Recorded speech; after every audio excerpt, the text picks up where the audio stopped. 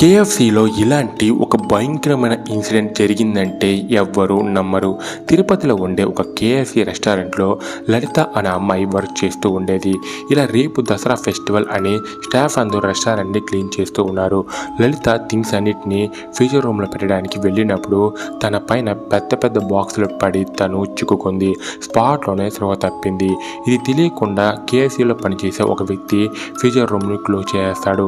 ఆ తర్వాత అందరూ రెస్టారెంట్ని క్లోజ్ చేసి వెళ్ళిపోతారు.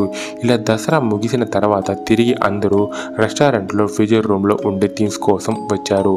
అలా లోపలికి వచ్చి చూసిన వీళ్ళకి పెద్ద షాక్ ఎదురైంది.